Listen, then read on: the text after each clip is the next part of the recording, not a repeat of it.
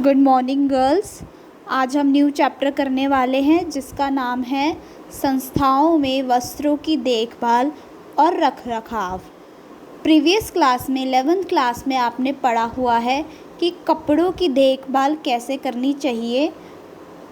कपड़े के फैब्रिक के अकॉर्डिंग वो सिल्क है या वूल है या कॉटन है, ये सब के बारे में हमें इसका ज्ञान है। लेकिन इस चैप्टर में हम पढ़ेंगे संस्थाओं में किस तरीके से कपड़ों की वस्त्रों की देखभाल की जाती है और उनको मेंटेन, उनका रख रखाव कैसे किया जाता है ताकि वो ज़्यादा समय तक चल सके। अब संस्था किस तरह की संस्था जहाँ पर कपड़ों का बहुत ज़्यादा इस्तेमाल होता है, वो संस्थाएं हैं बड़े बड़े होटल्स, बड़े बड़े हॉस्पिटल्स, बड़े बड़े रेस्टोरेंट्स वगैरह, जहाँ पर कपड़े की देखभाल करना बहुत ज़रूरी हो जाता है। हॉस्पिटल्स में बेड शीट्स यूज़ होती हैं, डॉक्टर के कपड़े यूज़ होते हैं, पेशेंट्स के वस्त्र होते हैं जिनको मेंटेन करना, जिनकी टाइम टू टाइम सफाई करनी बहुत ज़रूरी होती है और उनको मेंटेन भी रखना होता है, उनको हाइजीनिक भी रखना होता है। ऐसे ही होटल्स के कपड़े होते हैं, रूम्स में जो बेड शीट्स वगैरह होती हैं, टेबल क्लॉथ होता है और भी बहुत सारे तरीके के वस्त्र जो है इन संस्थाओं में, इन इंस्टीट्यूशंस में यूज़ होते हैं। तो इनका रख रखाव जो है बड़ी बड़ी लॉन्ड्रीज़ में किया जाता है और हॉस्पिटल की खुद की लॉन्ड्रीज़ होती हैं और होटल्स की भी खुद की लॉन्ड्रीज़ होती हैं जहाँ पर इनको मैनेज किया जाता है। इस चैप्टर में हम यही पढ़ने वाले हैं। अब क्या बेसिक पहलू है, क्या पॉइंट्स है जो हमें देखभाल और रख रखाव में शामिल किए गए हैं, वो हैं सामग्री को भौतिक क्षति से मुक्त रखना और यदि उसका प्रयोग करते समय कोई क्षति पहुंची हो तो उसमें सुधार लाना। यानी अगर कोई भी कपड़ा है तो उसको कोई भी फिज़िकल डैमेज ना हो, कोई भी भौतिक क्षति ना पहुंचे, इसका हमें ध्यान रखना है।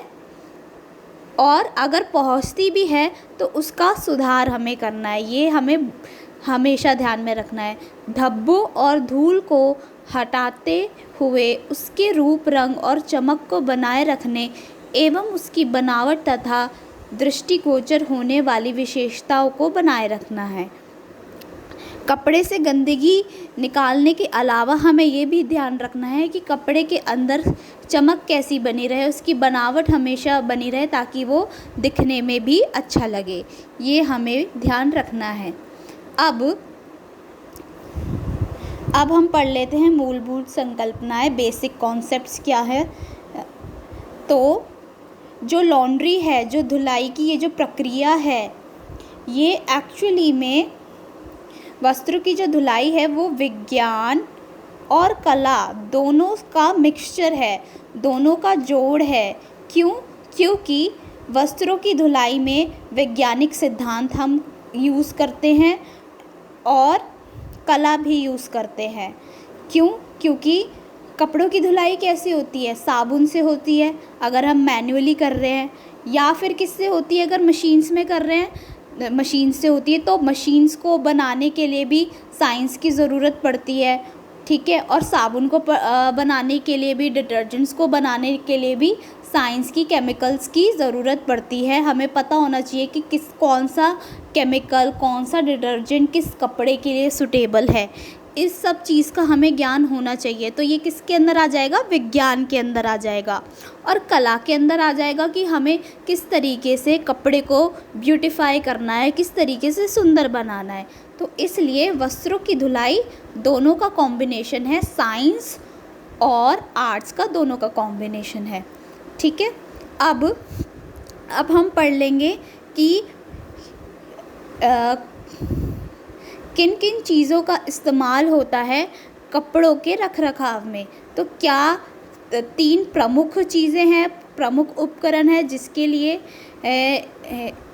लिए कपड़ों की धुलाई यूज़ होती है। तो वो है धुलाई के उपकरण सबसे पहले यूज़ होते हैं, वो है वॉशिंग मशीन्स वगैरह।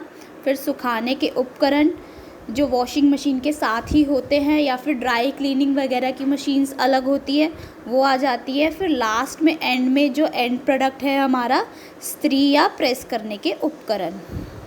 तो सबसे पहले जो हम उपकरण पढ़ेंगे वो है धुलाई के उपकरण।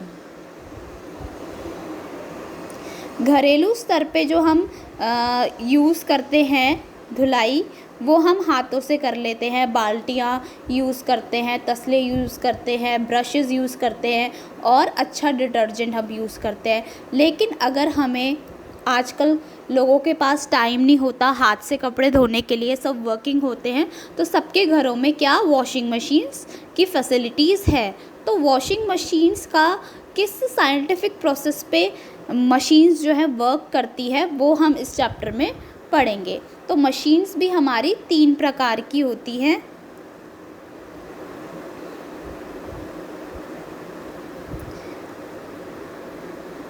मशीन भी हमारी 3 प्रकार की होती है। ऊपर से भरने वाली मशीन, सामने से भरने वाली मशीन और 2 टब वाली मशीन, ये 3 मशीन्स होती हैं। ठीक है, अब इन मशीनों का अब नाम भी है। तो सबसे पहली है पूर्णतया स्वचालित मशीन। पूर्णतः स्वचालित मशीन हमारी मशीन है ऑटोमेटिक जो होती है, फुल्ली ऑटोमेटिक जो मशीन होती है, उसको हम हिंदी में बोल रहे हैं पूर्णतः स्वचालित मशीन। इसमें हमें पानी भरने, पानी को निश्चित ताप पर गर्म करने, धुलाई चक्र और खंगालने की संख्या के लिए नियंत्रण को एक बार सेट करना होता है। हमें बस एक बार ही सेट करना है। बटन्स होते हैं इस मशीन्स में कि पानी कितना होना चाहिए, टेम्परेचर कितना होना चाहिए, मशीन कितनी बार चक्कर लगाएगी धुलाई का, और कितनी बार खंगलेंगे कपड़े, ये सब उस मशीन में सेट होना है। बस हमें बटन्स प्रेस करने और कपड़े बाहर धोकर आ जाएंगे। तो इसलिए इस मशीन को हम क्या बोल रहे हैं, फुली ऑटोमेटिक मशीन, जो कि वर्किंग, जो जिस घर में हस्बैंड एंड वाइफ दोनों वर्किंग है, उसके लिए बहुत ज़्यादा हेल्पफुल होती है। नेक्स्ट है अर्ध स्वचालित मशीन। इन मशीनों में समय समय पर काम कर रहे व्यक्ति को हस्तक्षेप की आवश्यकता होती है। अर्ध स्वचालित जो है फुली ऑटोमेटिक नहीं होती, सेमी ऑटोमेटिक होती है, और इसमें बार बार हमें चेक करने की ज़रूरत होती है कि किस तरीके से कपड़े धुल रहे हैं और कितना टाइम हो गया और कितने समय बाद हमें कपड़े अलग से खंगालने के लिए निकालने हैं। तो इस मशीन में क्या होता है, सिर्फ कपड़े जो है धुलते हैं, लेकिन हमें कपड़े अलग से खंगालने के लिए निकालने पड़ते हैं। और ये 2 टब वाली मशीन होती है, आपने देखा भी होगा, इस तरीके की मशीन होती है। एक में धुलाई होती है और एक में कपड़े सूखते हैं। 2 टब्स होते हैं इसके अंदर। ठीक है, नेक्स्ट है हस्तचालित मशीन। सबसे पहले ये वाली मशीन आई थी, इसमें लगभग 50% या 50% से ज़्यादा काम मैनुअली ही होता है। मतलब इसमें सारी चीज़ें कि पानी भी खुद डालो, कि कितना पानी हमें डालना है, और कपड़े भी, और सारी चीज़ें हमें सेट करनी पड़ती हैं खुद, और कपड़े फिर अलग से निकालने पड़ते हैं। इस मशीन में पहले सुखाने का सिस्टम भी नहीं होता था, जैसे सेमी ऑटोमेटिक मशीन में होता है। ठीक है, तो यानी 50% और उससे ज़्यादा काम जो काम कर रहा है उसे करना ही पड़ता था। अब स्वचालित मशीन जो ऑटोमेटिक मशीन होती है, उसमें क्या क्या प्रोसेस है, उसमें ये प्रोसेस है कि इसमें पानी भरना पड़ता है। सेकंड, जल स्तर नियंत्रण भी महत्वपूर्ण है कि कपड़ों के हिसाब से हमें कितना बाल्टी डालना है, कितना पानी डालना है, 1 बाल्टी डालना है, आधा बाल्टी डालना है या 2 बाल्टी डालना है, ये भी हमें देखना है। जल के हमें तापमान को नियंत्रित करना है। ठीक है, उसमें टेम्परेचर्स दिए होते हैं मशीन में, उसके अकॉर्डिंग हमें टेम्परेचर भी जो है वो मेंटेन करना है। नेक्स्ट है धुलाई की सभी मशीनों का सिद्धांत। धोने वाले घोल में कपड़ों से गंदगी हटाने के लिए कपड़े को गतिशील रखें, और स्पीड क्या होनी चाहिए वो भी हमें देखनी है। अलग अलग स्पीड होती है, 5, 10, 20, तो जितने हम कपड़े डाल रहे हैं, जितनी क्वांटिटी में डाल रहे हैं, उतनी स्पीड की ज़रूरत होती है, क्योंकि मशीन में जो है कपड़े, सबको पता है कि गोल घूमते, जितना ज़्यादा गोल घूमेगा, जितना ज़्यादा फोर्स होगा उसके अंदर, सेंट्रीफ्यूगल फोर्स, उतने ज़्यादा ही कपड़े जो है अच्छे से सफाई होते हैं। ठीक है, अब हम उसी प्रोसेस के बारे में पढ़ेंगे, एक्चुअली में क्या प्रोसेस यूज़ होता है। अभी हमने मशीन्स के बारे में पढ़ा, अब मशीन्स के अंदर कौन से साइंटिफिक प्रोसेस यूज़ हो रहा है वो हम पढ़ेंगे। तो सबसे पहला है आलोड़न। ये ऊपर से कपड़े डालने वाली मशीनों में प्रयोग होता है। जिस मशीन में हम ऊपर से कपड़े डालते हैं, यानी जो सेमी ऑटोमेटिक मशीन होती है, उसमें ये प्रोसेस यूज़ होता है।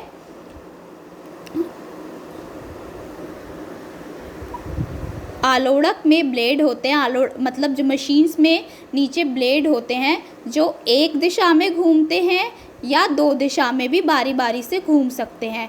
और इससे क्या होता है, इन ब्लेडों से धारा प्रभावित होती है टब के अंदर, जिससे जल जो है वेग पूर्वक घूमता है। वेग पूर्वक यानी स्पीड से घूमता है और कपड़ों को गीला कर देता है। मशीन्स में इस तरीके के ब्लेड्स होते हैं। ठीक है, जब ये ब्लेड्स घूमेंगे तो क्या होगा, पानी जो है हर डायरेक्शन में प्रवाहित होगा और कपड़े जो हैं वो गीले हो जाएंगे। ठीक है, तो ये था आलोड़न प्रोसेस। नेक्स्ट है स्पंदन।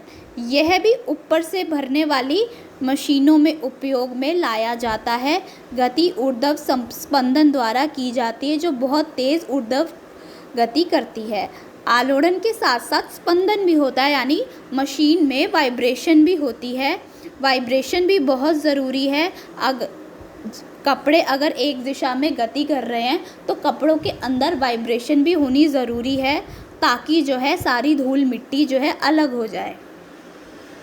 नेक्स्ट है टम्बलिंग, अवपातन। इसका प्रयोग जो है, यानी जो हमारी ऑटोमेटिक मशीन होती है उसमें हम कपड़े सामने से डालते हैं, ऊपर से नहीं डालते, तो स्पंदन जो है, टम्बलिंग जो है, अवपातन और टम्बलिंग जो है इस मशीन में यूज़ होता है।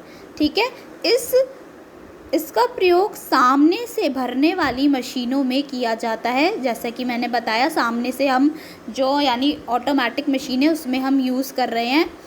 इसमें क्या होता है कि धुलाई क्षैतिज अवस्था में रखे बेलन में होती है, जो छिद्र युक्त होता है और आंशिक रूप से टब में घूमता है। प्रत्येक चक्कर के साथ कपड़े ऊपर ले जाए जाते हैं और फिर धुलाई वाले जल में गिरा दिए जाते हैं। इसका अर्थ है कपड़े जल में से गुजरते हैं, बजाय इसके कि जल कपड़ों से गुजरे, जैसा कि पिछले दो विधियों में आपने देखा। इसमें क्या होता है, यहाँ पर टब होता है और यहाँ पे पानी होता है। कपड़े जो है नीचे से ऊपर तक जाते हैं और वापस यहाँ गिरते हैं, यानी कपड़े ऐसे ऊपर जा रहे हैं और वापस नीचे गिर रहे हैं टब में, पानी में।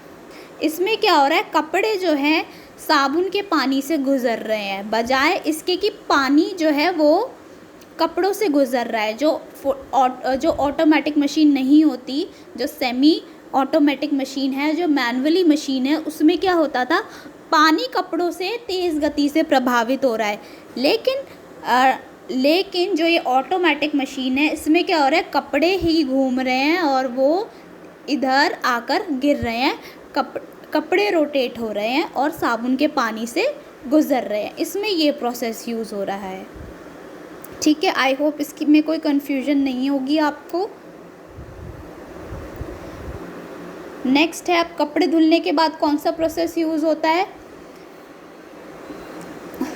कपड़ों को सुखाने का, कपड़ों को रिंस करने का प्रोसेस यूज़ होता है। और हाँ, जब मशीन के साइज़ के अकॉर्डिंग जो है धोए जाने वस्त्रों के प्रकार के आधार पर आलोड़कों को प्लास्टिक, धातु, एल्युमिनियम अथवा बेकेलाइट का बनाया जाता है। मशीन कितने साइज़ की है, कितने टन की है, उसके हिसाब से जो है, जिसके अंदर जो टब होता है, जिसके अंदर कपड़े धुलते हैं, वो या तो प्लास्टिक का भी हो सकता है, एल्युमिनियम का भी हो सकता है, या बेकेलाइट का भी हो सकता है।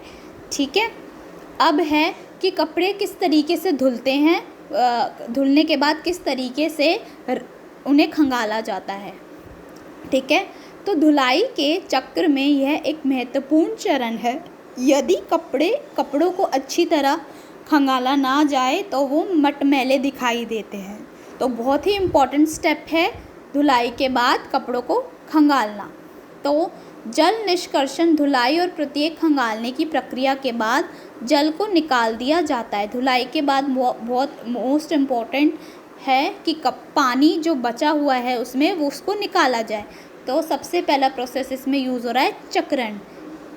चक्रण क्या होता है? 300 RPM यानी 300 चक्कर लग रहे हैं प्रति मिनट में, यानी 1 मिनट में मशीन कितनी बार घूम रही है, तो उसको हम चक्रण कहते हैं। ठीक है, इससे क्या होता है, एक अपकेंद्री बल उत्पन्न होता है। जब कोई भी चीज़ बहुत ज़्यादा घूमती है तो उससे एक फोर्स उत्पन्न होता है, एक बल उत्पन्न होता है जिसको हम बोलते हैं अपकेंद्री बल। और यही बल जो है जल को बाहर फेंकता है और वो जल जो है ड्रेन आउट हो जाता है। सेंट्रीफ्यूगल फोर्स यानी अपकेंद्रित बल से ही जो क्या होता है, कपड़े तेज़ गति में घूमते हैं और पानी जो है बाहर फेंका जाता है और ड्रेन आउट हो जाता है। नेक्स्ट है ताली निकास। इसमें क्या होता है, जो टब है जिसमें कपड़े हैं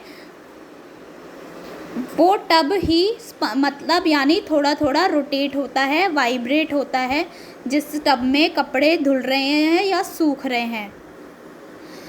तो ये जो टब है ये चक्रण करता है, यही घूमता है, जिससे क्या होता है बचा कुचा पानी, और इसमें छिद्र होते हैं जिससे पानी जो बचा कुचा पानी है वो रिंस आउट हो जाता है, ड्रेन आउट हो जाता है।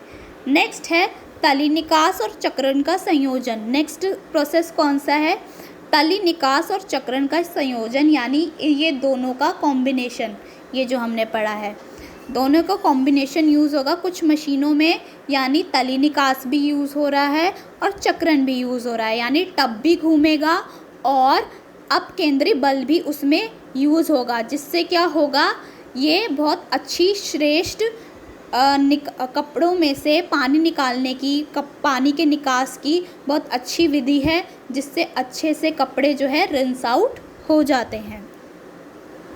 और ये आपके MCQs में आ सकता है। ठीक है, चक्रण की उपयुक्त गति क्या है, कितना होना चाहिए, कितना गति करनी चाहिए चक्रण में, मतलब कितना घूमना चाहिए मशीन को, 600 से 620 RPM इतना एक चक्कर लगा सकती है 1 मिनट में। अगर 110 तक जाता है तो इससे क्या होगा, कपड़ों में बहुत ज़्यादा रिंकल्स आ जाएंगे जो कि प्रेस करने से भी नहीं हटेंगे। तो चक्रण के लिए कितना जो है होना चाहिए, उपयुक्त गति कितनी होनी चाहिए, 600 से 620 RPM होनी चाहिए। अगर 110 तक जाएगी तो इससे क्या होगा, कपड़ों में बहुत ज़्यादा रिंकल्स हो जाएंगे जो कि कपड़े को ख़राब भी करते हैं।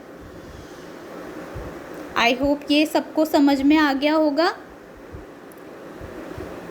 अगर इसमें बच्चों किसी को भी डाउट है तो आप मुझे मैसेज कर सकते हैं, मैं आपका डाउट फिर से क्लियर कर दूंगी।